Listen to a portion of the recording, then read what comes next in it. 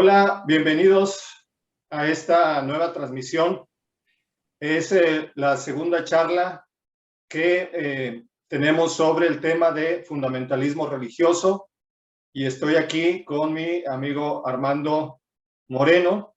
Y bueno, Armando, bienvenido, es un gusto saludarte.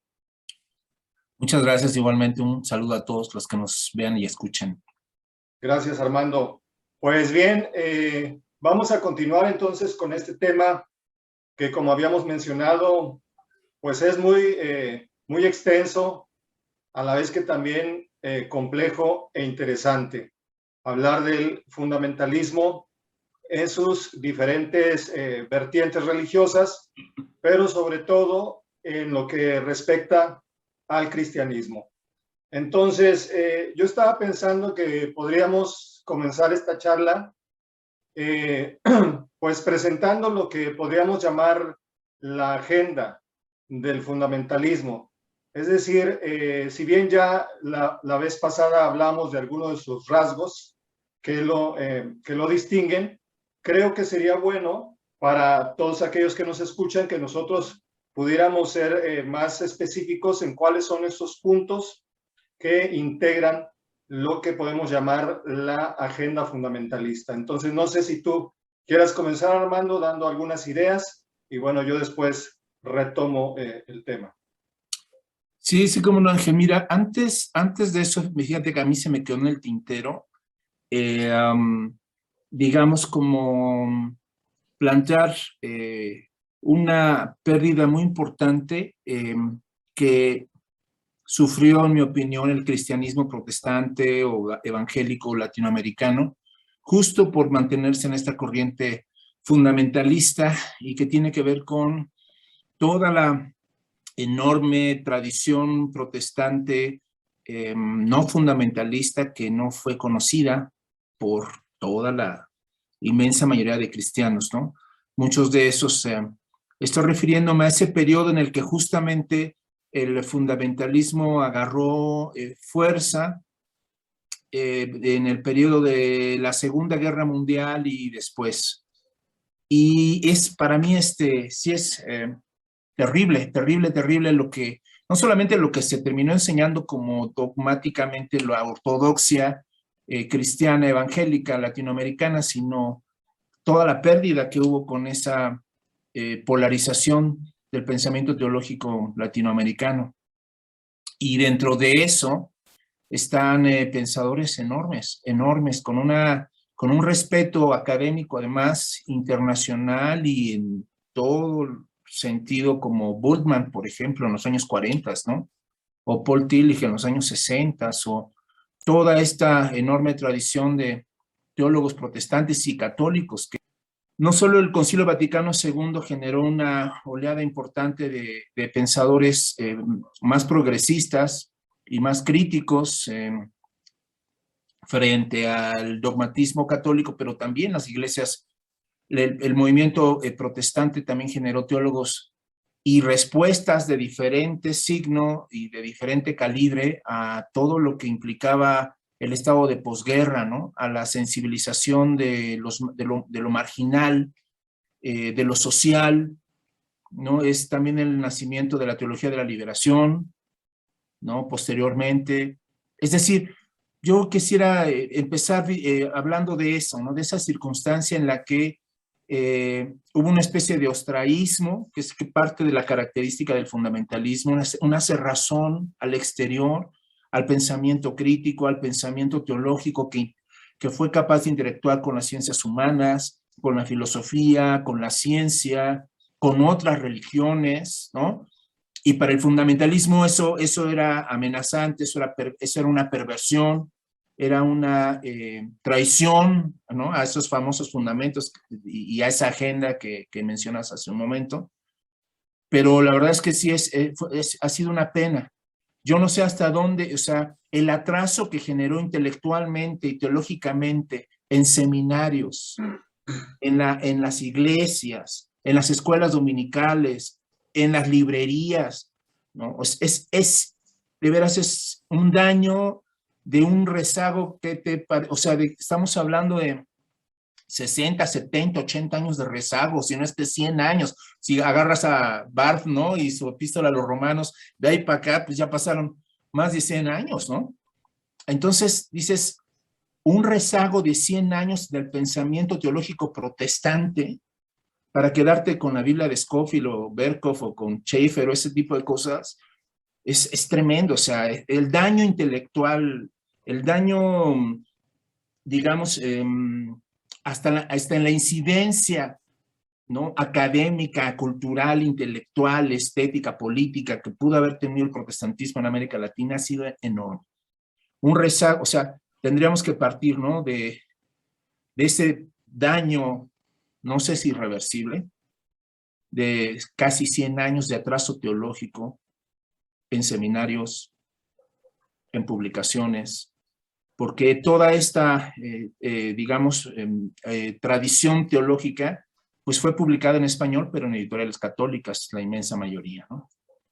Entonces, no sé si quieras decir algo sobre eso y ya pasar a la agenda, lo que tú decías, pero no quería pasar, que es justamente el periodo de los predicadores, de los teleevangelistas.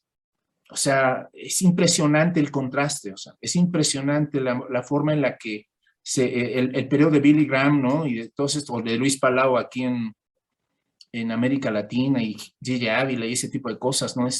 Comparado a esto otro que se estaba generando, aún dentro, que seguramente tú conoces mucho más que yo, los teólogos de avanzada latinoamericanos también, que también los hubo, y que también tuvieron que publicarse en editoriales súper marginales, ¿no? Y donde no tenían acceso a las grandes librerías típicamente evangélicas, ¿no?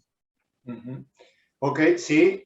De hecho, ya que mencionas lo que fue en los inicios todo este movimiento fundamentalista, hay que tomar en cuenta, ya lo hemos mencionado, que comienza como una reacción frente al modernismo, pero no solamente aquel que venía de afuera a partir de las ciencias naturales y sociales, sino también desde adentro, es decir, cuando se empieza a hacer una lectura y estudio crítico de las escrituras, de la Biblia, entonces comienza a haber una reacción en contra porque se considera que aplicar los avances de la ciencia, por ejemplo, en el campo de la lingüística, de la historia, de la filosofía, aplicar ese tipo de razonamiento a la Biblia, hay un grupo de religiosos que lo van a ver amenazante.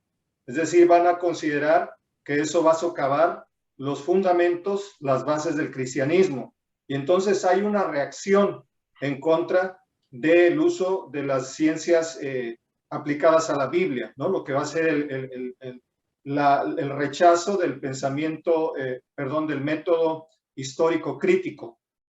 Y eso va a llevar a que a su vez se desarrolle una interpretación muy literalista de la Biblia, muy conservadora, en la cual se van a fijar precisamente esos fundamentos, y de ahí la palabra fundamentalismo, a principios del siglo XX, en contra de lo que ellos consideran el modernismo que está amenazando la base misma del cristianismo, que son las escrituras. Entonces, va a haber desde ahí ya un signo de atraso, de reacción muy fuerte contra toda esta modernidad.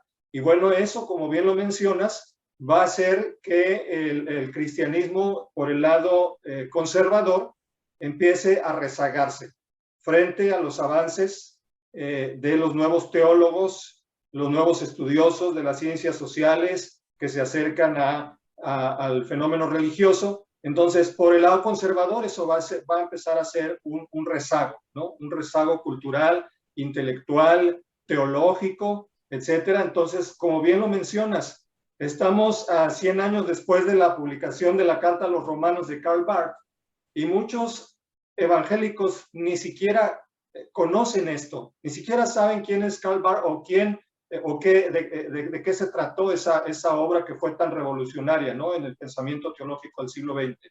Es sorprendente y es increíble. Yo recuerdo que cuando estuve estudiando en el seminario luterano, que era con un sínodo muy conservador.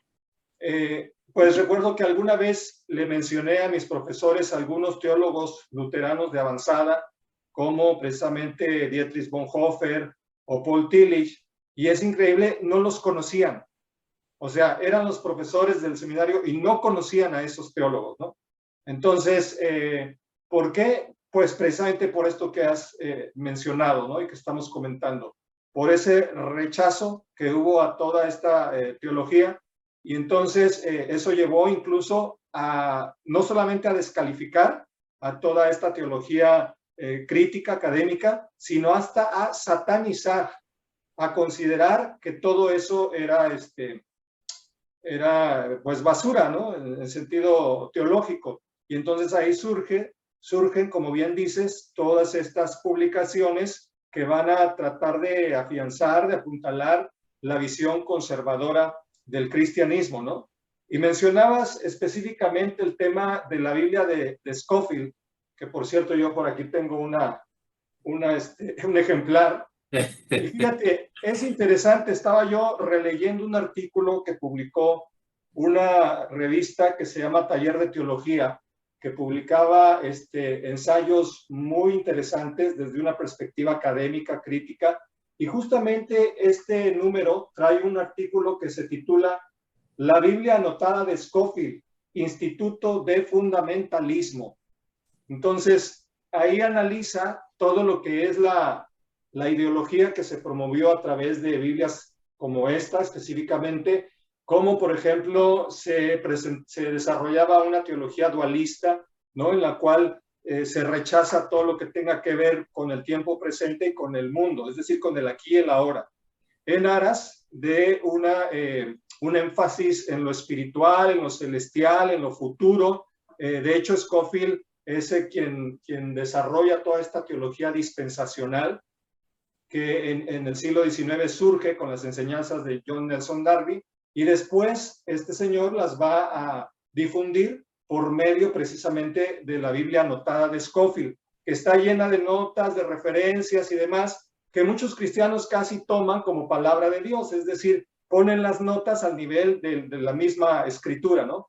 Y ahí pues viene toda una explicación en el sentido de las dispensaciones, ¿no? De que Dios ha tratado de diferentes maneras con la humanidad, y entonces todo ya está prefijado, predeterminado, y el hombre, prácticamente los seres humanos somos títeres del destino, ¿no? De este plan divino, y pues no hay nada que hacer, ¿no? Si ya todo está escrito, y si te fijas es la mentalidad todavía de muchos cristianos, hoy piensan lo mismo, entonces el mundo ya se va a acabar, ya no tiene caso invertir en una, es decir, en una carrera, inclusive algunos ya ni se quieren casar porque pues ya piensan que estamos viviendo los últimos tiempos, ¿no? ¿Y qué decir de hacer programas sociales, políticos, ecológicos? Olvídate, eso está descartado, ¿no? Yo me acuerdo también que hace muchos años escribí un artículo para ver si lo podía publicar una revista cristiana, una revista evangélica, ya por finales de los 80 o principios de los 90. Yo conocía a los que dirigían esta revista, y entonces, bueno, pues escribí un artículo y se los llevé a ver si querían publicarlo, era sobre ecología, y yo terminaba mi artículo pues proponiendo algunas, digamos, medidas para cuidar el ambiente, para tratar de pues evitar en la medida de lo posible mayor contaminación, etcétera. Bueno, y recuerdo que cuando ya me encontré, después de un tiempo que les había entregado mi artículo, cuando me encontré con el editor de la revista y le pregunté pues si estaban interesados en publicarla, y él recuerdo que me dijo, no, dice, ¿sabes qué? Mira, dice, sí está muy interesante tu artículo, pero la verdad no estamos de acuerdo con él. Dice, ahí cuando tú dices que hay que tomar ciertas medidas para el cuidado del medio ambiente, dice, para nosotros eso no, dice, porque nosotros creemos que ya el mundo se va a terminar, dice, ya de un momento a otro este mundo va a reventar, dice, entonces todo eso de propuestas ecológicas, dice, no, pues la verdad sale sobrando, no tiene caso, y pues discúlpanos, pero no lo podemos publicar. Entonces, es un ejemplo, ¿no? De cómo esa mentalidad está muy arraigada en ese pensamiento fundamentalista, conservador, que no solamente afecta en el ámbito de lo académico, sino lamentablemente también en la acción social, ¿no? ¿Qué piensas? Sí, sí, sí, o sea, ahí diste el clavo, porque pareciera que solamente es una cuestión teológica menor o que solamente está en el imaginario de las personas en las iglesias, pero eso tiene implicaciones sociales y políticas muy fuertes. Quien evidenció esto que estás diciendo, ¿no? De esta interpretación del mundo como un objeto consumible, ¿no? Y amparándose hasta en textos bíblicos, ¿no? Esto del Génesis, ¿no? De juzgar la tierra y ponerte como encima de la creación, como si tú fueras el que puedes explotar todo lo que está ahí debajo, ¿no? Sin ningún tipo de consideración. Trump era muy fácil que decía que criticar el calentamiento global, por ejemplo, ¿no? O descalificarlo, ¿no? Y muchas de estas tradiciones fundamentalistas parecía que compartían ese desdeño a la naturaleza, ese desdeño a la creación, para hablar así más religiosamente, ¿no? Precisamente por la idea de esta visión dispensacional y lineal del tiempo en el que estamos en un paréntesis en el que realmente solo lo único que se está esperando es la segunda venida, ¿no? Y con ella el fin del mundo o el arrebato, ya sea, bueno, todas las doctrinas ahí que se ponen en juego con ellos, ¿no? Pero ahorita se empieza a notar que esta escatología, que esta interpretación de la historia tiene implicaciones sociales y políticas que no son de desdeñar, pues, ¿no? Esto es algo, o sea, además es colocarse justamente en uno de los puntos finos y complejos de la modernidad, que es su interpretación secular de la historia, ¿no?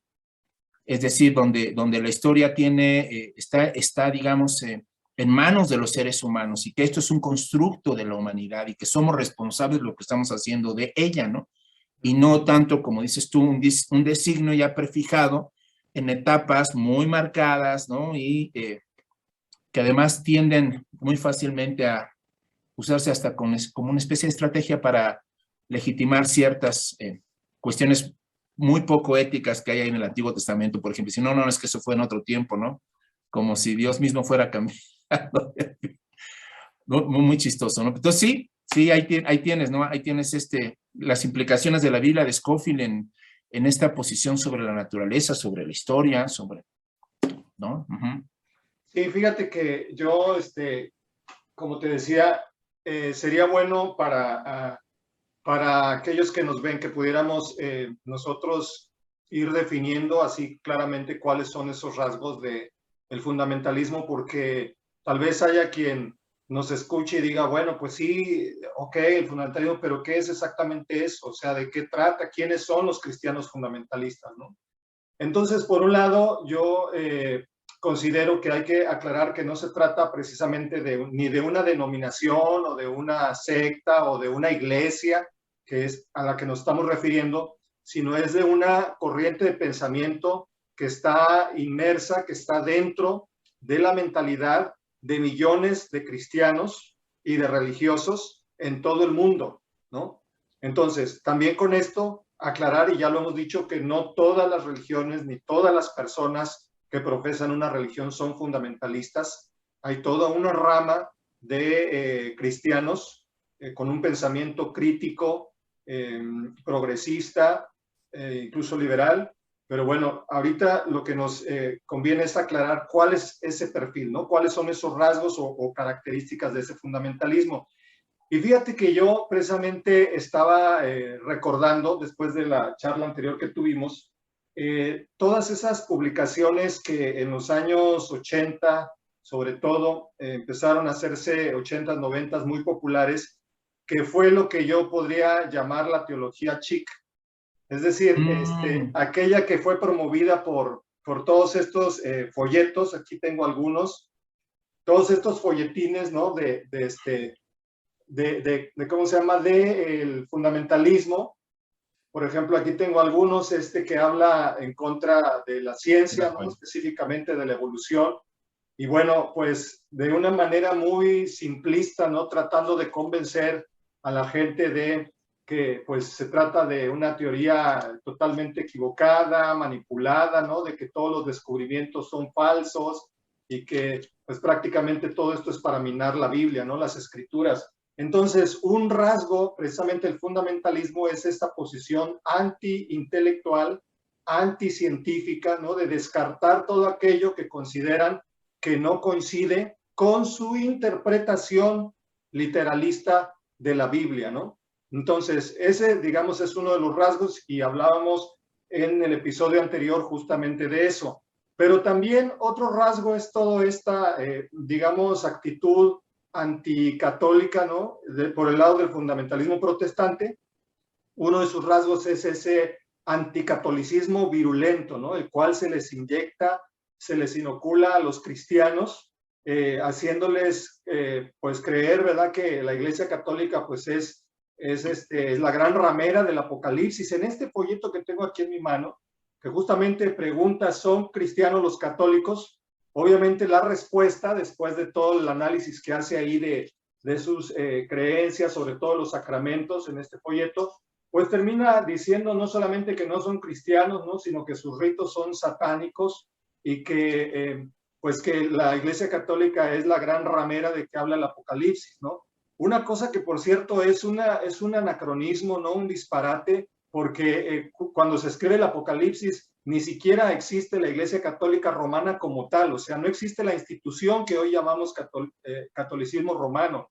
Entonces, ¿cómo se va a estar refiriendo ahí a la Iglesia Católica? Pero en fin, eso es algo que está también muy marcado, muy acentuado en la ideología conservadora fundamentalista de muchos protestantes, ¿no? Esta idea de no puedo considerar hermano ni cristiano a un católico, ¿no? Pero fíjate la ironía de las cosas. Por ejemplo, aquí, que por cierto, aquí habría que aclarar esto, ¿no? Que entre los cristianos empezó justamente por ahí de la década de los 80s a manejarse todo un discurso en el ambiente evangélico de evangelizar diciendo no somos una religión, no somos religiosos, somos cristianos a secas, ¿no? Pero esto de cristianos a secas no era sino meramente una estrategia de proselitismo, ¿no?, frente a los católicos que se sentían amenazados cuando escuchaban un mensaje evangélico, pues decían, me vas a cambiar mi religión, ¿no? Entonces el protestante decía, no estoy cambiando tu religión, nosotros somos simplemente cristianos, ¿no? Aunque pertenecieran a una denominación, porque pues la mayoría lo era, o sea, miembros de una iglesia, decían, no, somos cristianos a secas. Y tanto se ha machacado ese discurso que hoy en día se considera cristianos a los protestantes, ¿no? Los otros son católicos o son testigos de Jehová o vete a saber qué, pero cristianos son los protestantes, ¿no? Pero mira qué curioso y qué irónico. En España, por ejemplo, es justamente lo contrario, ¿no? En España, cristiano es sinónimo de católico, ¿sí? Los otros son protestantes o son sectas, pero en España decir soy cristiano es decir soy católico, ¿no? Si tú le preguntas a un español, ¿eres cristiano? ¿Qué te va a decir? Hombre, pues, ¿qué otra cosa voy a hacer? Claro que soy cristiano, creo en la Madre Iglesia Católica, en Jesucristo, en la Virgen, etcétera, ¿no? O sea, allá ser cristiano es ser católico. Entonces, los evangélicos allá no pueden presentarse como cristianos porque habría una confusión ahí de términos, ¿no? Porque sería como decir soy católico. Entonces, allá tienen que abiertamente decir soy protestante, ¿no? O soy evangélico. Pero acá en América el discurso ha sido muy diferente precisamente por toda esa mentalidad que se sembró de proselitismo, ¿no? Y junto con ella, pues viene también desde luego el rechazo a cualquier otro grupo, ¿no? Este otro folleto habla en contra de los mormones y así podemos encontrar discursos también en contra de cualquier otra forma de cristianismo que no sea la que el protestantismo ha manejado como la ortodoxia, ¿no? Entonces, ese es otro rasgo, su oposición al pluralismo.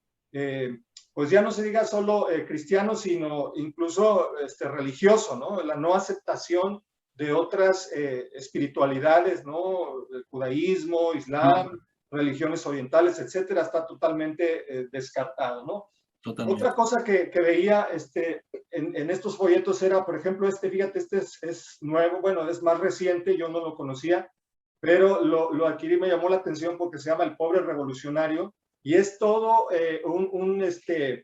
un cómic en contra del socialismo, ¿no? En el cual se habla de los socialistas como terroristas, como gente que son son gente violenta, ¿no? Que va a acabar con, está amenazando todo lo que es el sistema liberal, ¿no? Del conservadurismo, es decir, toda esta idea de la propiedad privada, del libre mercado, del tráfico de armas. O sea, eso se defiende aquí en este folleto y se ataca al socialismo como una, digamos, ideología satánica, ¿no? Perversa. Entonces, aquí es donde vemos que también parte de esta agenda y de este discurso es toda esta idea de que aquello que suene a socialismo, ¿no? Ya no digamos a comunismo, ¿no? Pero todo eso es diabólico, de manera que no pueden concebir que haya cristianos que tengan una orientación socialista, ¿no? En política, o sea, se les hace inadmisible, casi incompatible con el evangelio. Cuando si nos ponemos a pensar, por ejemplo, cómo era la comunidad de los cristianos primitivos, pues es más parecido a un modelo socialista que al modelo capitalista y de libre mercado que hoy nos quieren vender como cristiano, ¿no? Ahí tenemos un retrato muy hermoso en el libro de Hechos de los Apóstoles, ¿no? Donde dice que los cristianos se despojaban de sus pertenencias y las llevaban a los pies de los apóstoles para que se repartiera entre todos, dice, tenían todas las cosas en común y se ayudaban unos a otros de tal manera que no había necesitados entre ellos, ¿no?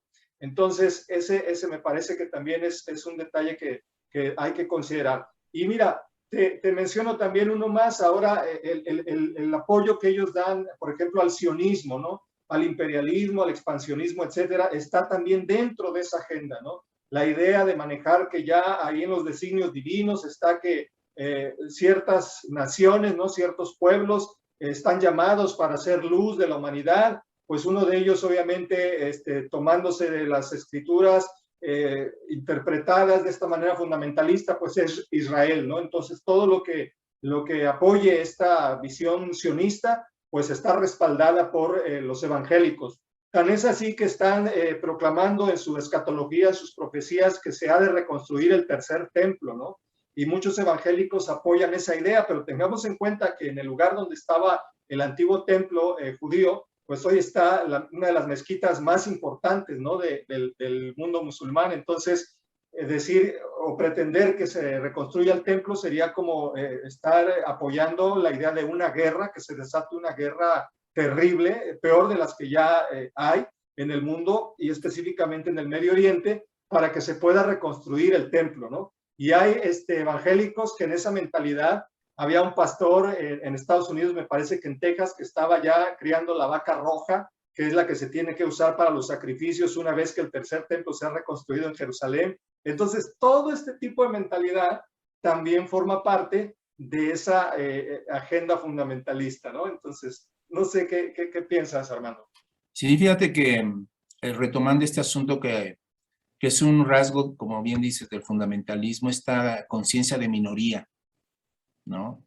Así como de esta forma de verse a sí mismos como los pocos escogidos entre los muchos llamados, ¿no? Es una identidad que se define por la exclusión. Un poco como Nietzsche hablaba de sobre la moral del resentimiento y Nietzsche decía que la moral del resentido, en lugar de afirmarse él a sí mismo como bueno, se juzga como bueno porque el otro es malo. Tú eres malo, por lo tanto yo soy bueno. Tú estás equivocado, por lo tanto yo estoy en lo correcto, ¿no? Entonces, fíjate que también recordaba que el fundamentalismo también de alguna manera en esta conciencia de minoría que se sienten y dices tú es aislada, ¿no? Y que se defiende, ¿no? Y termina descalificando todo lo que no sea ella, todo lo que no sea su espejo. Tenía que ver con este asunto de estos dos conceptos, uno sociológico y uno teológico del concepto de secta. Bien dices que para el fundamentalista todo lo demás que no es él es secta. Es decir, y secta en un sentido peyorativo, ¿no? Decían que, digamos, el criterio sociológico de secta es de un grupo que suele excluirse o separarse de una instancia mayor, de una religión mayor, y entonces creas un movimiento que se independiza, ¿no? Y a esa independización, a esa separación del grupo mayoritario, se le define como una secta de un grupo, ¿no? Al cual él se deja de identificarse con él. Pero también está, decía por ahí alguien, que ser sectario no solamente pertenecer a un grupo minoritario, sino tener una mentalidad sectaria, una mentalidad como la que tú dices, una mentalidad de exclusión, una mentalidad en el que, digamos, la creencia forma parte fundamental de la identidad que yo creo tener o yo creo ser. Por eso es tan por eso es tan agresiva la forma en la que el fundamentalista descalifica y ataca, porque la identidad de un fundamentalista no está basada en quién es, sino en lo que cree. Y cuando tú basas tu identidad en lo que crees y no en lo que eres, pues pones una serie de etiquetas, ¿no?, sobre ti mismo, que no solamente no te van a dejar mover, sino tampoco van a dejar entrar aquello que no está definido por la etiqueta, ¿no? Entonces, es terrible, o sea, es terrible al final del día, porque esto que estamos platicando aquí también ha generado mucho sufrimiento, muchas familias divididas, muchos resentimientos, ¿no? Yo mismo en mi familia pasamos cosas así, ¿no? En el que, pues, el recién nacido en el protestantismo, ¿no?, ve con mucha pasión, ¿no?, ya sabes, de recién nacido, se va sobre los altares, sobre las tradiciones, sobre las fechas, ahorita, bueno, Halloween, ahorita, ¿no? Para muchos es así como la avanzada de satanismo, no sé qué tanta tontería. Y entonces es tremendo porque al final del día, pues las familias se dividen, ¿no? Es decir, muchos de estos que son muy conservadores también políticamente, como bien dijiste, pues son los primeros que polarizaron, ¿no? Y son los primeros que polarizan, ¿no? Polarizan a las familias, y no solamente en términos políticos, sino hasta religiosos, ¿no? Es decir, un fundamentalista no tiene manera, no tiene recursos para poder interactuar con otros sin sentirse ofendido, sin sentirse aludido o lastimado porque alguien piense diferente o opine diferente respecto a sus creencias. Uh-huh. Es alguien, de veras, eso lo hace, o sea, una persona que al final del día uno tendría que preguntarse qué hay detrás de esa identidad tan fuerte basada en creencias. Pues es mucho miedo. Sí. Y una persona que tiene mucho miedo puede ser muy agresiva. O sea, usualmente, ¿no?, el resorte de la violencia es el temor, ¿no?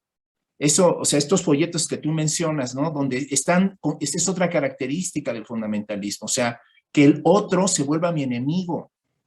O sea, no es un adversario político, no es alguien que opine adverso a mí, es mi enemigo. Sí, de hecho. O alguien que está mal y que yo lo tengo que corregir o lo tengo que ilustrar, o como dicen los fundamentalistas, le tengo que evangelizar. Fíjate, Armando, ahorita que mencionas eso, quisiera leer aquí dos citas de los padres de la iglesia que justamente tratan el tema de la herejía. Y aquí podemos ver cómo ya está, desde la antigüedad, de alguna manera se están sembrando esas semillas del repudio, del rechazo a todo aquel que piensa diferente. Fíjate, esta primera cita es de San Policarpo y dice de la siguiente manera: pues todo aquel que no admite que Jesús se nos apareció en carne y hueso es un anticristo, es siervo del demonio, es el primogénito de Satanás. O sea, ve hasta dónde llega, ¿no? Ya ese rechazo, esa descalificación de aquel que tiene una creencia diferente. Y la siguiente cita es de nada menos que de San Jerónimo, ¿no? Doctor de la iglesia. Y él dijo lo siguiente: ningún hereje es cristiano, pero si no es cristiano, todo hereje es demonio.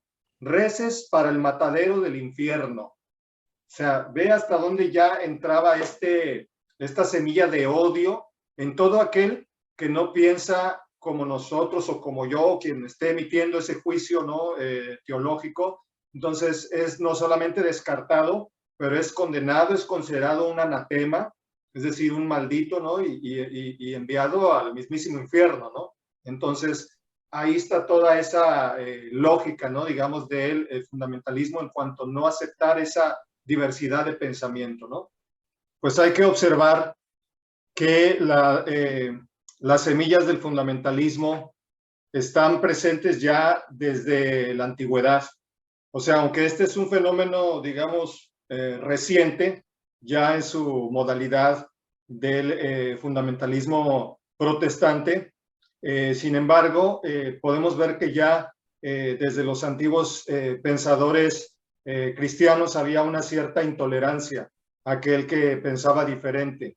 En un tiempo, por cierto, en que había una gran pluralidad de opiniones. En los primeros 3 siglos no había, o sea, tratar de defender la idea de una ortodoxia original en los primeros siglos es simplemente desconocer la historia del pensamiento cristiano, particularmente en ese periodo, en donde teníamos corrientes, por ejemplo, como el gnosticismo, como el arrianismo y otras tantas corrientes y escuelas que profesaban maneras diferentes de entender e interpretar la fe, ¿no? En un tiempo en el que, por cierto, también la Biblia misma, el canon, se estaba de alguna manera completando o se estaba fijando, ¿no? Entonces tampoco apelar a decir, no, es que la escritura, ¿no? La Biblia, el canon, pues todavía ni existía como tal, ¿no? Llevó mucho tiempo y siglos inclusive en poderse fijar tal como lo tenemos ahora. Pero es importante darnos cuenta, pues, cómo esa mentalidad no es nada nueva y lamentablemente ha llevado a mucha exclusión mutua de parte, sobre todo, de estas corrientes de cristianismo como es el catolicismo y el protestantismo, porque también hay que, poniendo las cosas en su justa dimensión, recordar que todavía hay sectores dentro del catolicismo que son también muy fundamentalistas, muy sectaristas también, y que siguen condenando como heréticas también las expresiones no católicas, ¿no? Del cristianismo. Son muy conocidos esos letreros que antes eran muy comunes verlos en las ventanas de las casas, ¿no? De este hogar es católico, no se acepta aquí propaganda protestante. Y fíjate que hace algunos años yo me encontré unos letreros escritos a mano, también rechazando la propaganda protestante, pero me llamó la atención y fíjate, los guardé y aquí en estos días que estaba revisando mis archivos, los encontré. Aquí tengo, por ejemplo, uno de ellos, a ver si se alcanza a ver ahí completo, que estaba en una casa y fíjense lo que dice. Y bueno, ahí pueden ver también, además de las faltas de ortografía, ¿no? Pero bueno, lo que dice es, hermano, tus abuelos y tus padres te dejaron como herencia una fe, una creencia y una religión.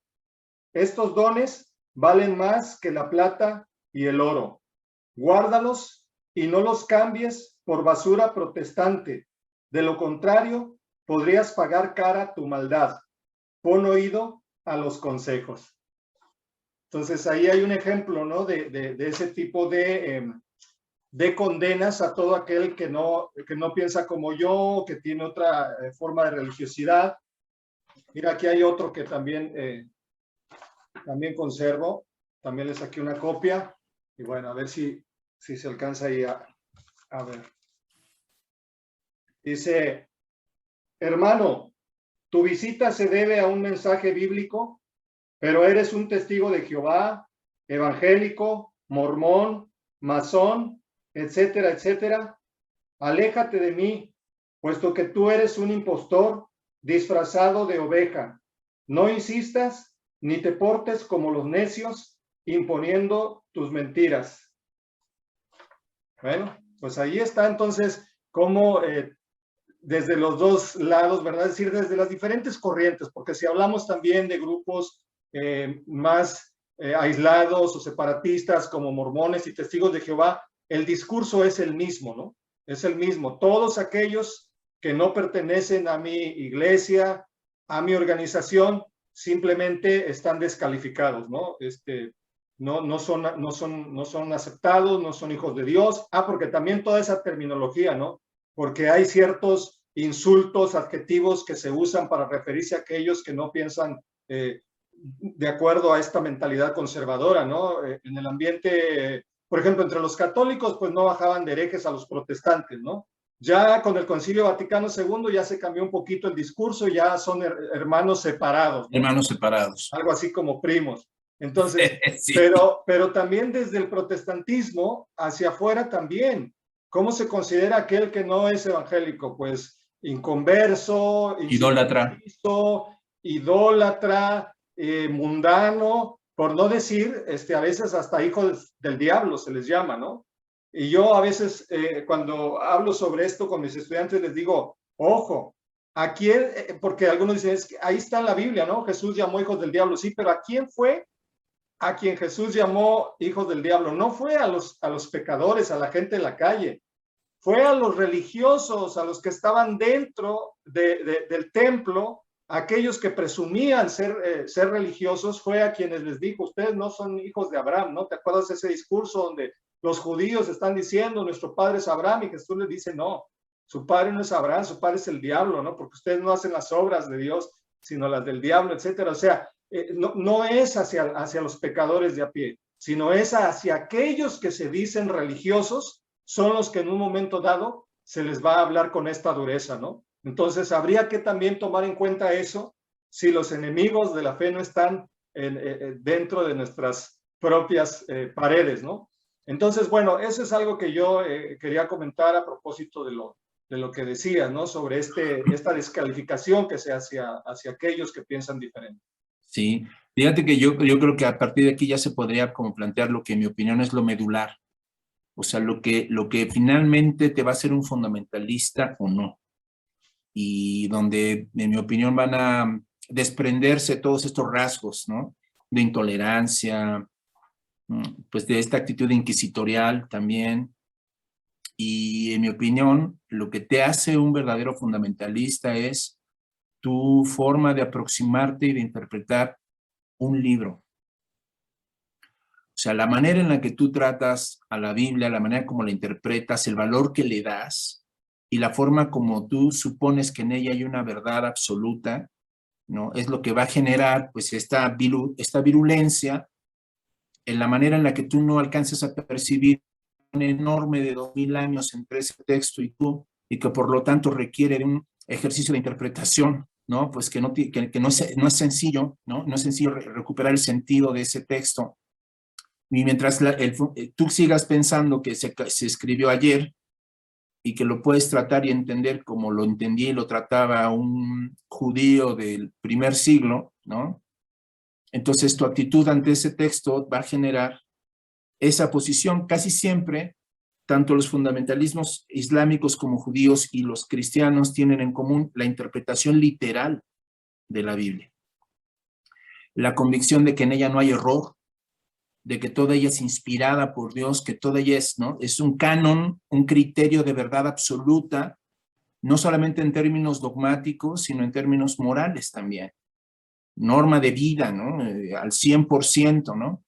Entonces, ahí, en mi opinión, es en esa digamos, interpretación literalista, en esa actitud casi, pues, de objeto, casi como un fetiche, ¿no? Como si estuvieran idolatrando un objeto, ¿no? De donde brotan todas las demás reacciones del fundamentalismo. O sea, ese aparente trato reverencial a un libro y esa interpretación tan rígida, tan literal, tan cuadrada, tan prácticamente sin creatividad alguna, sin distancia, sin reconocimiento de distancia alguna entre ese texto y tú, ¿no? La manera en la que, sobre todo, por ejemplo, en el protestantismo más pentecostal, la misma, hacer, digamos, intervenir al Espíritu Santo como tu guía para que te interprete. Digo, hay gente que hasta agarra la Biblia y al dedazo, ¿no? Y ahí es lo que Dios te va a decir, ¿no? O sea, ya hay una cuestión casi ya de fetiche y supersticiosa sobre el libro,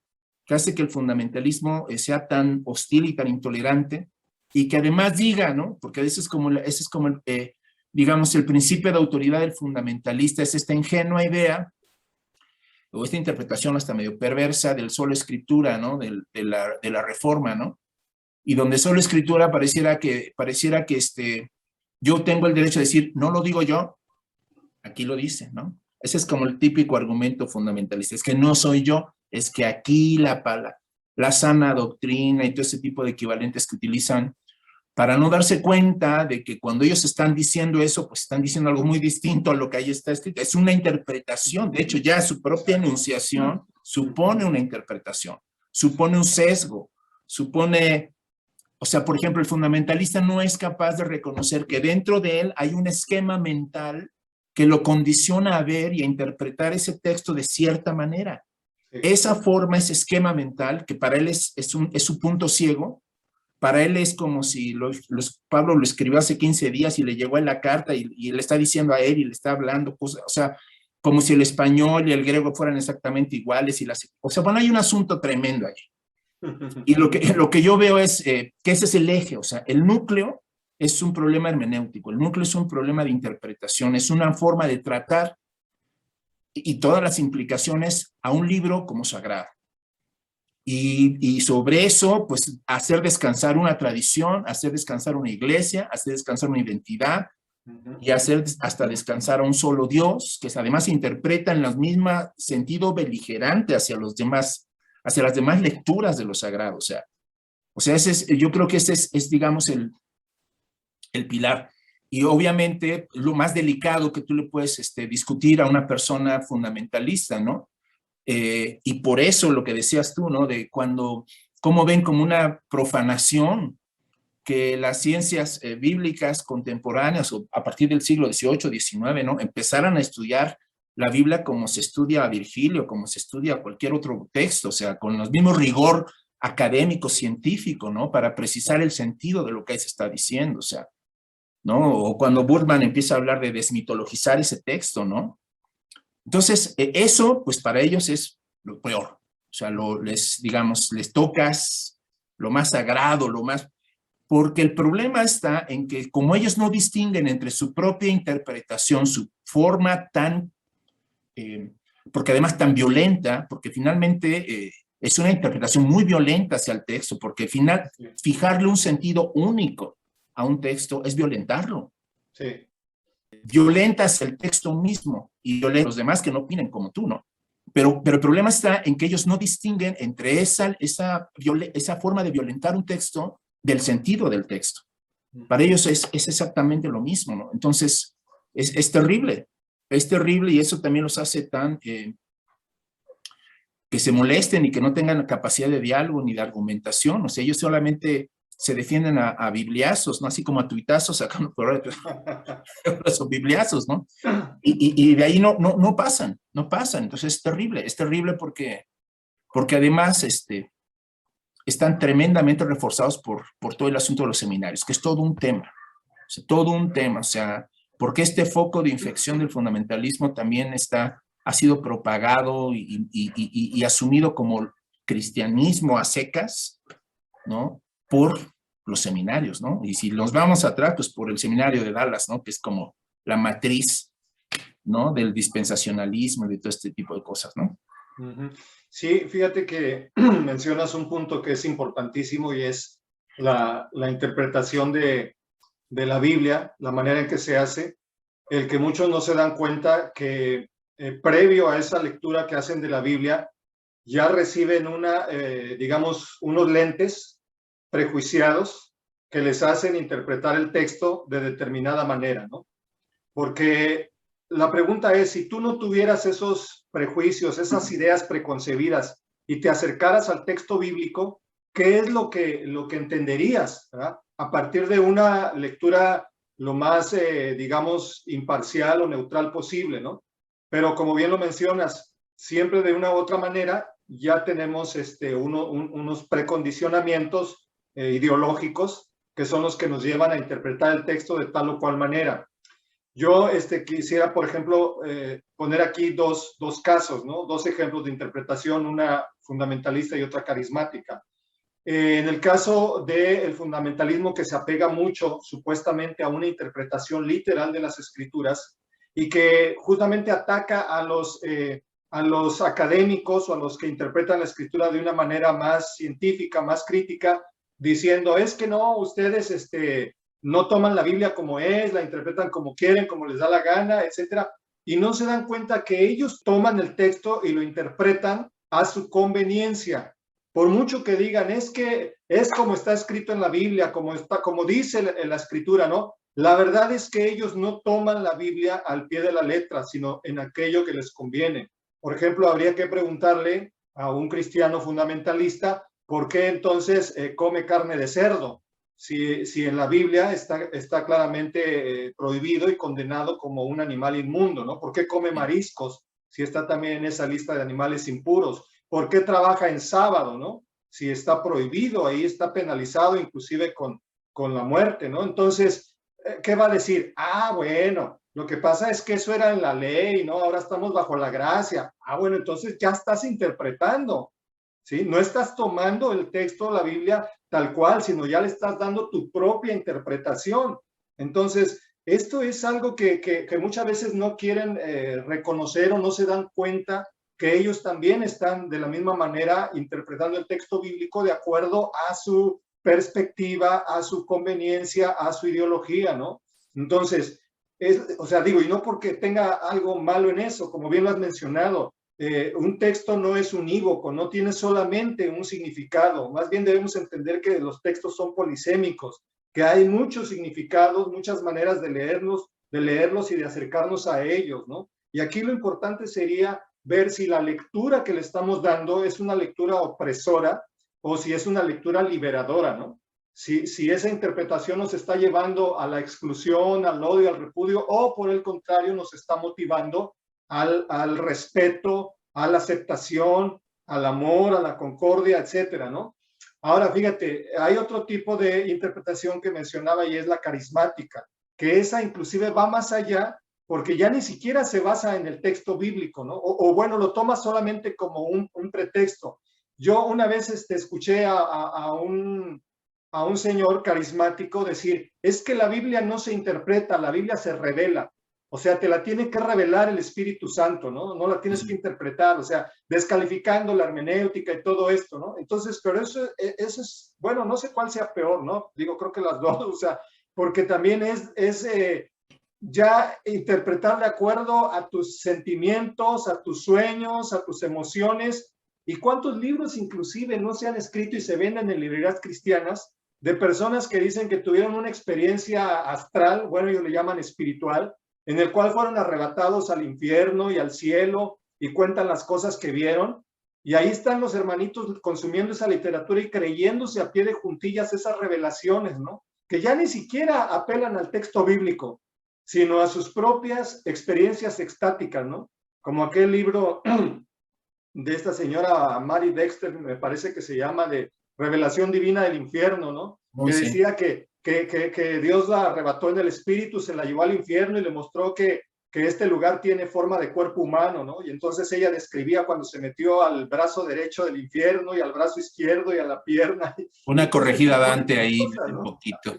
Sí, entonces es increíble, ¿no? Pero muchos cristianos pensando, creyendo que esas son revelaciones de Dios, ¿no? Y ya bajo esa lógica, pues se puede decir lo que quieras, o sea, puedes justificar cualquier barbaridad, cualquier cosa, ¿no?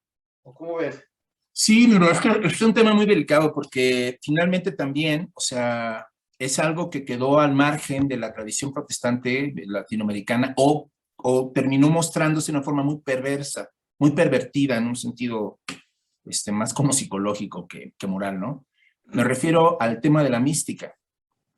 O sea, el fenómeno místico es un fenómeno humano y que además es un fenómeno que se encuentra prácticamente en todas las religiones, o estas religiones del libro tienen su mística. O sea, el misticismo judío, la Kabbalah o los sufís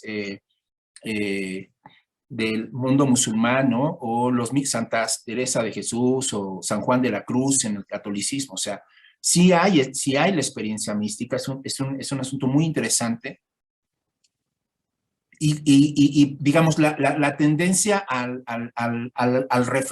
libro como referente último de tu propia espiritualidad, pues dejó fuera la experiencia mística. Además, que la experiencia mística es muy amenazante para el poder, porque la experiencia mística no depende de lo que una institución o un pastor u otros digan. Es una experiencia, como dices tú, profundamente subjetiva, es una vivencia, es una experiencia literal, ¿no? Y hay, bueno, pues hay muchos místicos ahí en la historia, ¿no? Del pensamiento o de Occidente, o sea, y muchas cosas. Y hasta mismos artistas, ¿no? Que como William Blake, ¿no? Que decía que también su obra era parte de una experiencia mística, ¿no? El problema está en que se interprete a la experiencia mística como si fuera un principio de autoridad para los otros, al modo de un dogma o al modo como si fuera el equivalente al texto, ¿no? Uh-huh. Entonces, ahí es donde truena absolutamente porque es una forma muy perversa de querer, digamos, hasta imponer y hasta querer controlar o manipular al otro porque Dios me dijo, porque ¿no? Yo soy su vocero, yo soy o yo lo vi, ¿no? Pero es una pena porque esto, digamos, empobrece mucho la comprensión de lo que es el fenómeno religioso, ¿no? O sea, si tú le quitas la experiencia mística al fenómeno religioso, pues todo solamente queda en el seguimiento dogmático, eclesiástico de ciertas doctrinas que te engloban como lo religioso, ¿no? Mientras que la religiosidad popular o las experiencias místicas son precisamente valiosas porque son marginales, ¿no? La religiosidad católica o cristiana en general no es la misma en los pueblos, tanto en Europa como en México, a como es en el clero, ¿no? En los altos. O sea, y eso no lo hace ni peor ni mejor, o sea, simplemente otra forma de aproximarse y hasta de interactuar con otro tipo de símbolos y otro tipo de cosas, ¿no? El problema es que el fundamentalismo pareciera estar insistiendo en que tiene que haber una especie de verdad absoluta en términos de dogma o en términos de doctrina que tiene que deducirse de allí y que tiene que imponerse a los demás como palabra de Dios. Y eso es lo violento y eso es lo que vuelve incomprensible muchas cosas. Entonces sí, la verdad sí es penoso que de repente encuentres personas que estén en esta actitud así como de profetas y como, o sea, mucho, ¿no? Yo no sé, mira, de veras es un fenómeno muy interesante, o sea, porque pareciera que son los grupos evangélicos que más han crecido, justo estos, ¿no? Y que además también tienen una agenda política, ¿no? Pareciera que no, o hacen creer que no, que todo es espiritual y que todo se libra en los cielos, ¿no? Con las huestes espirituales de maldad, pero la verdad es que en la práctica respaldan también políticas autoritarias, dictatoriales, represivas, ¿no? Entonces, ¿dónde está esa supuesta espiritualidad? Entonces, yo pienso que ahí también con esa mística o pseudomística, tal vez habría que llamarlo, habría también que valorar lo mismo que con la lectura de las escrituras, ¿no? Sí, Esa experiencia es inspiradora, es liberadora, ese sueño, esa experiencia me motivó a ser un mejor ser humano, a llevarme mejor con mi prójimo, a aceptar, a buscar un mundo mejor, o esa experiencia lo que me lleva es a condenar a los demás, a seguir teniendo una actitud represiva, ¿no? Hacia todo aquello que es diferente, etcétera. Entonces, hasta de superioridad, ¿no? Porque si tú no tienes esa experiencia, claro, tú no tienes la sí, unción, además, no hablas en lenguas, eso pues... así es, que otra vez torciendo también las interpretaciones de los textos, porque toda esta corriente carismática, ¿no? Que maneja, por ejemplo, la famosa glosolalia, ¿no? Que es esas lenguas extrañas, raras, y que apelan a la experiencia del Pentecostés, pues ni siquiera se dan cuenta que en el Pentecostés no hubo tal experiencia como glosolalia. Ahí lo que en todo caso se experimentó fue la xenoglosia, que era el hablar idiomas de otros países, de otras naciones, ¿no? Dicen que los que venían de distintos pueblos les escuchaban hablar en su propio idioma, entonces no, ni siquiera son esas lenguas que muchos carismáticos presumen tener, ¿no? Entonces es toda esa manipulación, además, y es lo que yo muchas veces hablo, ¿no? De cómo pretenden ellos manipular no solo las experiencias, sino al mismo espíritu, ¿no? Por medio de ese éxtasis carismático, etcétera, que en última instancia lo que hace es adormecer la conciencia de las personas para que ya no tengan una proyección, una carga, digamos, por los problemas sociales que nos aquejan, ¿no? A los seres humanos.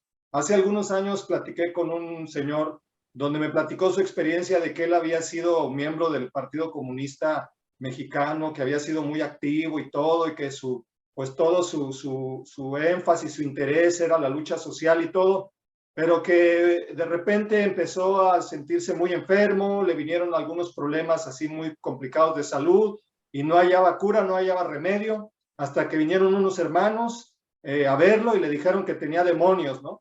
Y entonces oraron por él, le hicieron un exorcismo, lo liberaron de los demonios y entonces ya a partir de ese momento él se entrega de lleno al cristianismo, digamos, en su versión carismática y se vuelve así totalmente de esa línea, ¿no? Pentecostal carismática, de que todo es demonio, etcétera. y se olvida por completo de toda esa carga social que tenía antes por los oprimidos y por la gente que sufre. Eso ya no le importó. Ahora lo más importante era luchar contra los demonios, ¿no? Luchar contra ese mundo espiritual que domina a los hombres y todo eso. Entonces, fíjate también cómo puede llegar a alterar, afectar también esas dinámicas sociales, ¿no? Cuando se acepta todo ese tipo de discurso fundamentalista, porque detrás de ello hay también todo ese radicalismo, ¿no? Y esa idea de manipular a la gente y finalmente llevarlos a una postura política y social, sea que lo reconozcan o no, porque hay otros grupos que se definen como los testigos de Jehová, que se definen como apolíticos, ¿no? Ellos dicen que ellos no participan en la política porque ahí en la Biblia está claramente separado, ¿no? El mundo de la iglesia, etcétera. Entonces, piensan que de esa manera están siendo más fieles al evangelio cuando no se dan cuenta que esa actitud apolítica, entre comillas, en realidad lo que está haciendo es usada para los intereses de aquellos que tienen el control social, ¿no? Que ese abstencionismo les ayuda a ellos para llevar a cabo todos estos procesos de fraude, de manipulación y todo. Entonces, es algo de veras ahí muy, muy profundo, Armando, que como lo dijimos la vez pasada, nos va a dar para mucho, ¿no? Sí, es enorme y esa era, digamos, la sospecha que mucha gente tuvo desde muchos años atrás, ¿no? De que se estuviera utilizando el protestantismo latinoamericano como una doctrina de conservadurismo político, ¿no? Para evitar, digamos, críticas sociales a los gobiernos dictatoriales o militares de los años 70, 80, ¿no? Y entonces pareciera que las iglesias se convertían en diques de contención conservadores que evitaban que la gente tomara conciencia o se manifestara políticamente. Fíjate que aquí hay una ambigüedad que también me gustaría saber tu opinión sobre esto, porque digamos, el fundamentalismo también tiene una pretensión política cada vez más clara. O sea, cuando Reagan llega a ser presidente y de ahí en adelante Bush hasta Trump, se nota cómo son las iglesias evangélicas las que apuntalan este tipo de candidaturas del ala más conservadora norteamericana, con una agenda, ¿no? Que tiene que ver, obvio, con la lucha contra el comunismo, con la lucha contra el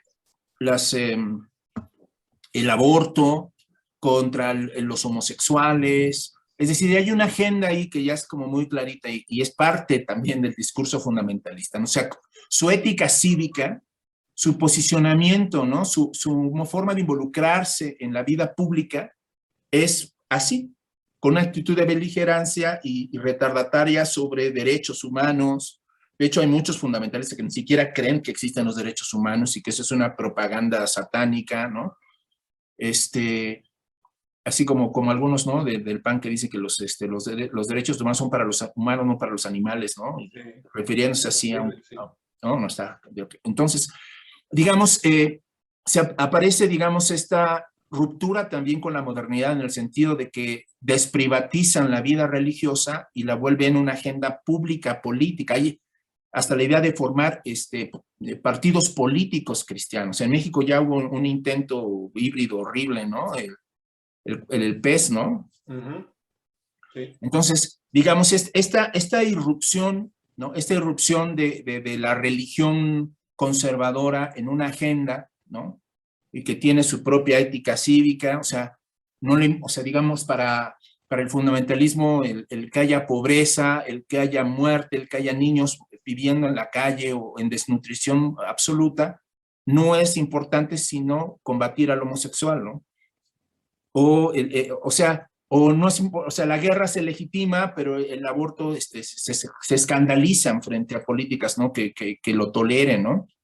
Entonces, aquí hay un punto que es el que te quiero preguntar. O sea, hubo otro movimiento que también se resistió a la idea muy burguesa, van a decir ellos, de que solamente la religión se interiorice y solamente sea en el altar privado de tu conciencia donde tú puedas manifestar tu religiosidad. La teología de la liberación también propuso, ¿no? Una forma de mostrarte social y políticamente activo como creyente, ¿no? Pero en causas absolutamente opuestas al fundamentalismo. Sí. O sea, los dos creen que tienen que tener esta influencia hacia afuera, una influencia en la sociedad, una influencia hasta política, pero totalmente opuestos, ¿no? Entonces, ahí es algo súper interesante porque pareciera que en ambos hay una crítica a la sociedad secular, pero que los llevó por caminos totalmente opuestos, casi contradictorios, ¿no? ¿Cómo ves ese fenómeno? ¿Cuál es tu posición sobre esto? Pues mira, sobre ese tema, como ya lo mencionaba, yo pienso que siempre hay una incidencia de lo religioso en lo político, aun cuando no se reconozca o se quiera permanecer en un área de neutralidad, siempre de una o de otra manera va a repercutir en lo social nuestra actitud religiosa, sea esta quietista o activista, ¿no? Entonces, por eso yo más bien lo que plantearía, ¿verdad? Ese cuestionamiento es sobre qué vertiente o corriente se va a ir nuestra espiritualidad.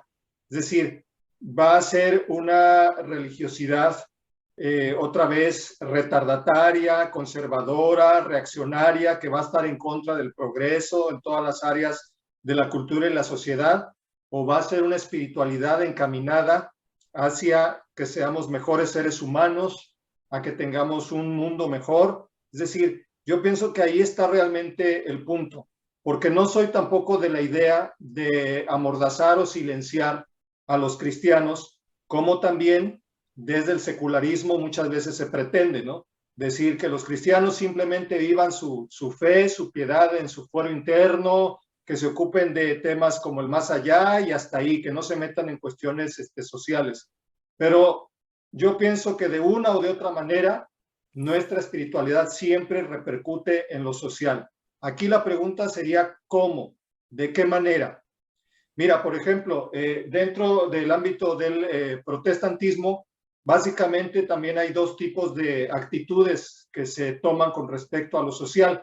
Por el lado conservador, tenemos en primer lugar toda esta, digamos, práctica de atender algunos problemas sociales como es, por ejemplo, las drogas, todo ese tipo, la delincuencia juvenil, el alcoholismo y todo ese tipo de cosas, ¿no? Entonces, muchos de ellos, su agenda es simplemente vamos a ir con esas personas que están en las calles, en las drogas, en la delincuencia, vamos a evangelizarlos y todo, que como también creo que tú lo mencionaste, muchas veces ni siquiera es un interés por la propia persona como tal, sino es un medio de propaganda religiosa, ¿no? Es un ejercicio de proselitismo, ¿no? Pero bueno, yo digo, ok, está bien por un lado que se busque ayudar a las personas marginadas de esta manera, ¿no?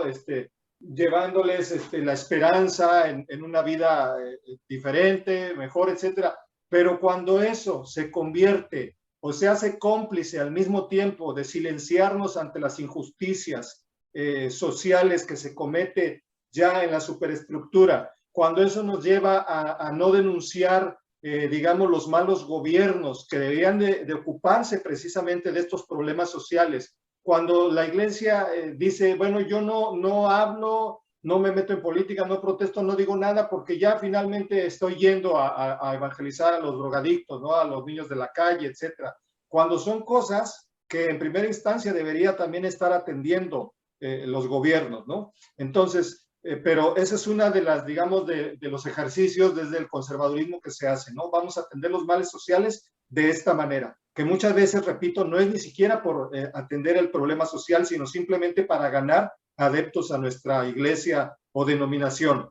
Y otra es el de recurrir simplemente a la oración, ¿no? Se hicieron famosos también por ahí de los años 90 los Promise Keepers, ¿no? Todos estos varones se hacían reuniones así multitudinarias en estadios donde se juntaban ahí muchos hombres para estar orando, ¿no? Por los problemas sociales, por las autoridades, los presidentes, etcétera. Pero muchas veces detrás de esto, nuevamente, ¿qué es lo que había, no?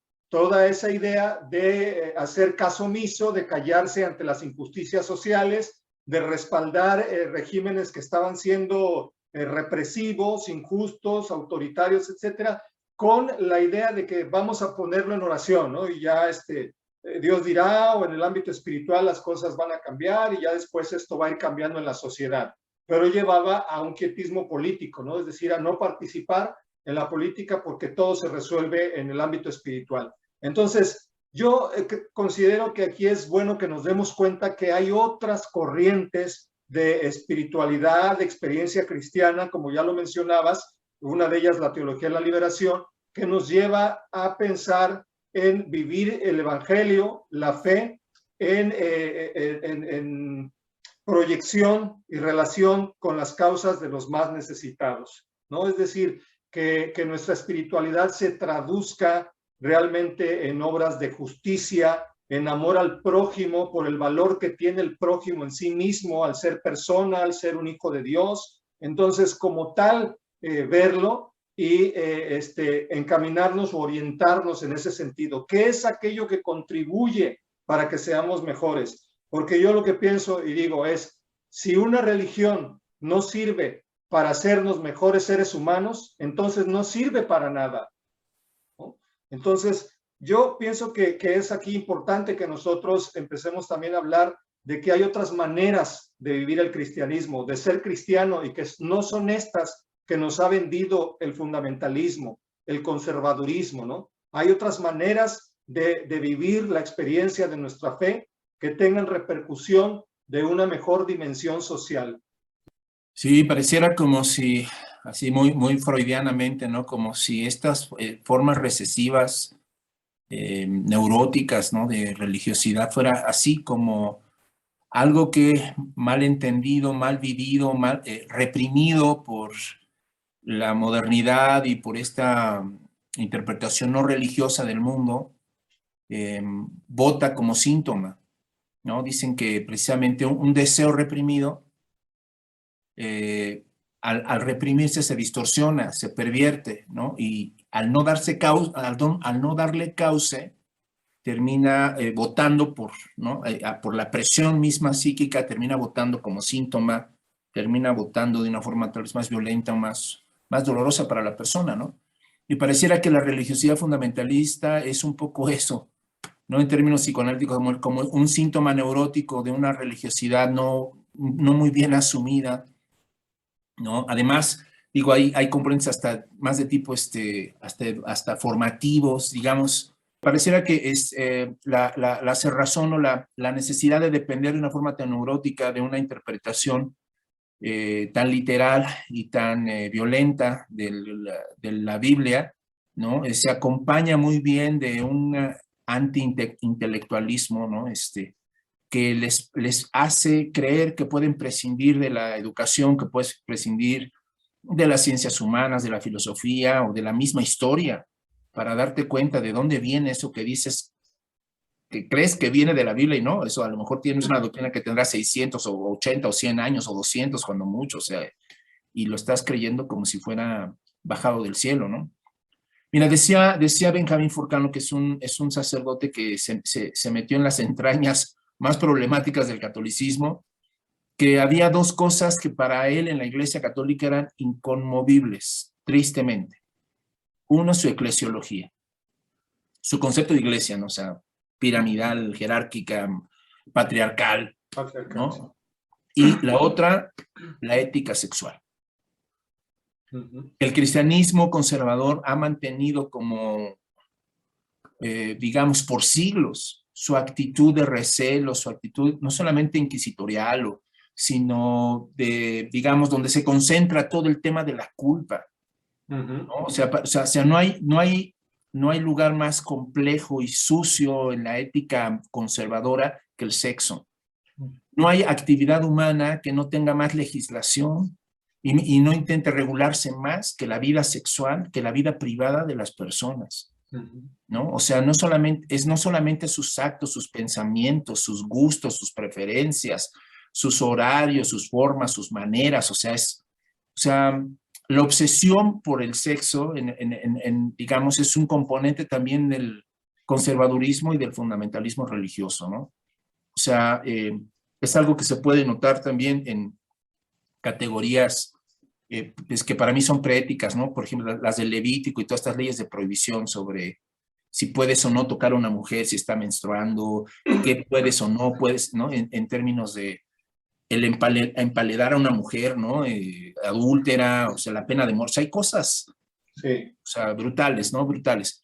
Y que terminan como incorporadas en este celo en el que la persona que decide convertirse a ese tipo de religiosidad, pues va a tener que abonar, va a tener que reprimir, va a tener que entrar en un serio conflicto con ella misma en materia sexual, ¿no?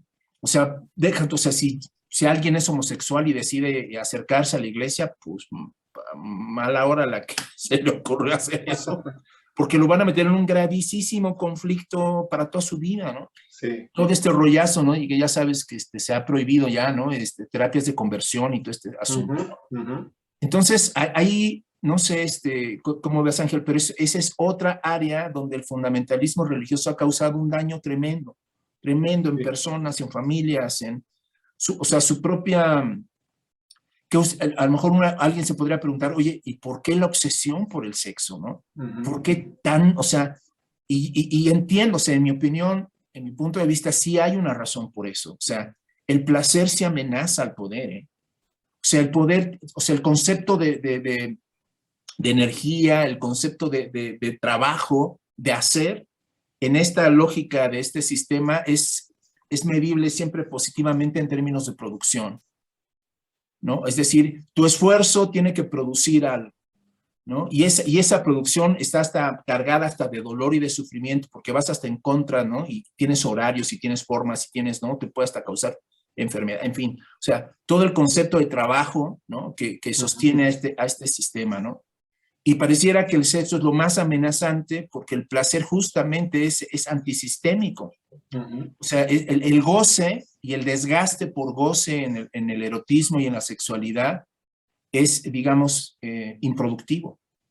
No generas nada, ¿no? Más que ese goce, ese contentamiento, ese placer, ¿no? O sea, el placer y el trabajo pareciera que en este sistema no cuadran. O sea, si es placentero, entonces no es trabajo, dice la gente, ¿no? Entonces, considero que precisamente la beligerancia, la actitud tan represiva, tan terrible con respecto a la sexualidad de los creyentes fundamentalistas, ¿no? Es porque sí, ¿no? O sea, pareciera que ese tipo de pecados sexuales te apartan más de Dios que ser rateo, ¿no? Sí, así es. Fíjate, ahora que mencionas todo esto, recordé algo que estaba leyendo en estos días y fue un dato que parece curioso, anecdótico, pero que realmente nos muestra todo este tipo de intolerancia desde la religión hacia un ámbito tan íntimo, tan personal como es la sexualidad. Estaba leyendo que en la época de las cruzadas, cuando regresaron de Tierra Santa, de Jerusalén, regresaron los cruzados a Europa, pues llevaron consigo algunos objetos que descubrieron por allá, como el rosario y el botón, es decir, los botones de la ropa que no se conocían en Europa. Entonces, cuando ya se empezaron a usar, cuando se empezó a usar el botón en Europa, pues la Iglesia Católica se opuso al uso del botón porque permitía ceñir los cuerpos de las mujeres y hacerlos provocativos, ¿no? Entonces hubo así toda una campaña en contra del uso del botón, porque eso se prestaba a la lujuria, ¿no? Entonces, sí, digo, como muestra, valga la redundancia, un botón. O sea, de que en cosas que ahora pueden parecer risibles, tan simples, sin embargo, ahí vemos cómo se ha querido ejercer un dominio absoluto hasta en esas áreas más íntimas de la persona, ¿no? Hoy hay todo un discurso, inclusive también en el catolicismo, en contra de los métodos anticonceptivos, ¿no? De regresar nuevamente, enseñar a las familias a la planificación familiar solo con el método del calendario, ¿no? Y todo ese tipo de cosas. Entonces, por increíble que parezca, todavía hay esa mentalidad retrógrada, conservadora, que pretende controlar todos los ámbitos del ser humano. Pero yo te invitaría, Armando, a que dejemos ese tema para la próxima charla, porque ciertamente aquí se abre pues otro terreno de reflexión y de discusión muy interesante que tiene que ver con todo esto de la moral y la sexualidad y cómo repercute esa actitud conservadora, fundamentalista, toda esa ideología, cómo afecta también ya en todo el ámbito que tiene que ver con este tipo de cuestiones, ¿no? Como es la sexualidad y la moral y demás. Para nuestros amigos vamos a dejarlo también ahí, digamos, en continuación, en puntos suspensivos, para que estén pendientes de nuestra siguiente charla, en la cual sin duda va a haber mucho que decir y que reflexionar. ¿Cómo ves, Armando? Excelente, excelente, todo un tema, y ojalá que nos acompañe la próxima semana. Pues gracias, Armando, por este tiempo, por esta charla. Seguiremos en contacto y pues igual aprovecho para invitar a todos aquellos que nos están viendo a que nos sigan en nuestras redes sociales. Armando tiene su canal en YouTube que se llama Café con Piquete y yo tengo también el mío. Estamos también en Facebook, entonces les invitamos a que nos sigan, a que vean los contenidos, a que nos ayuden a promoverlos y pues que estén pendientes y espero que nos veamos aquí en una próxima reflexión. ¿Vale? Así es. Un saludo. Gracias. Nos vemos, Armando. Adiós.